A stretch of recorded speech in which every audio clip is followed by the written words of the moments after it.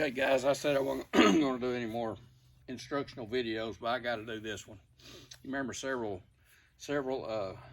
videos back, I made one on if you got to understand these two elements to become a good ball striker. I'm fixing to explain that to you, what the two elements are and how simple this thing is.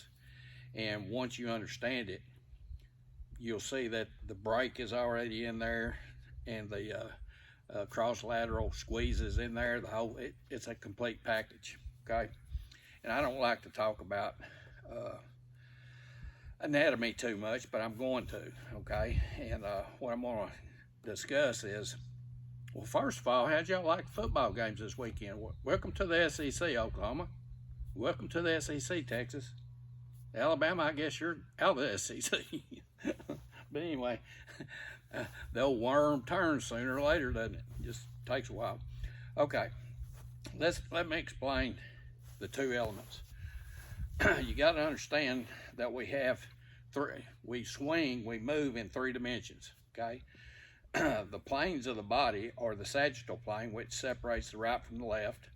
Then you have the frontal plane, which separates the front from the back. Then you have the transverse plane that separates the top from the bottom. But all these planes run up and down the bottom from head to toe, okay? All right, and the transverse plane is the only one that rotates. The other ones don't rotate.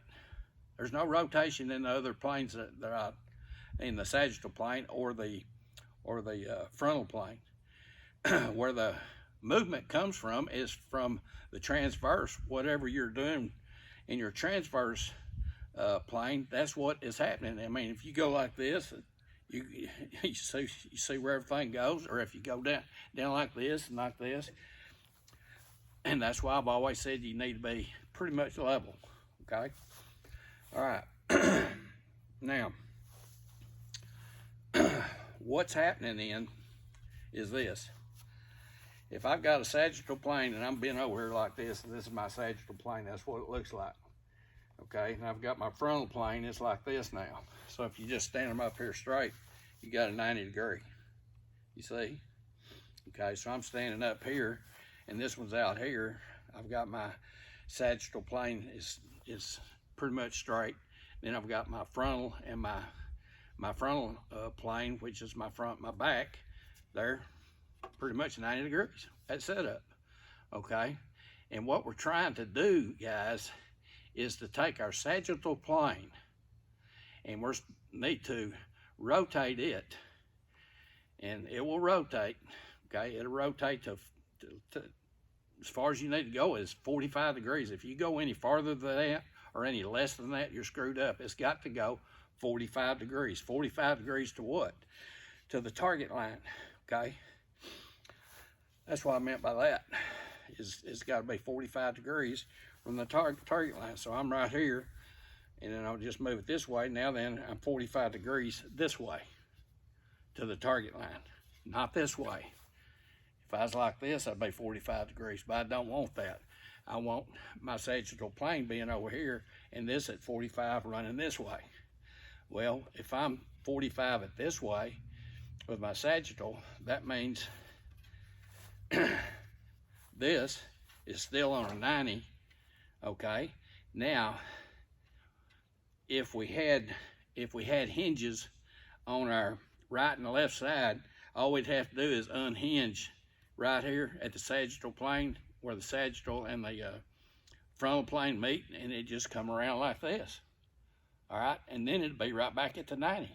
Well, we can't do that, okay? But we can take the sagittal plane, move it to 45, and we can keep coming with our right side, with the front and the back. And it's kind of like the hinge. And what you're doing is, as this frontal plane gets more and more in line with the sagittal plane, here's the unfolding of the right arm right here. See it unfold? It's unfolding at the ball, and then it comes back to 90 degrees. Okay, and at this point, it doesn't matter. The ball's already gone, then you can finish wherever you want to. That's the two things that we're trying to get us close together as possible at impact, okay? Because if you take your sagittal and you move it too much, like this, over past 45, I mean, you're gonna be pulling the ball left and right, throwing it over the top and everything else.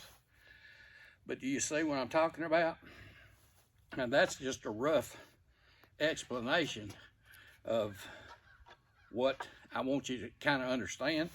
JB has put up a vid, or sent me a vid about 2 or 3 days ago explaining to me what I was doing 2 or 3 days ago, trying to explain these two elements, okay? And it's a little long vid. If you want to watch it, fine. If you don't, that's fine too. But it goes into more detail than I do. But I just gave you the nuts and bolts of it. That's as simple as you can make a golf swing, guys.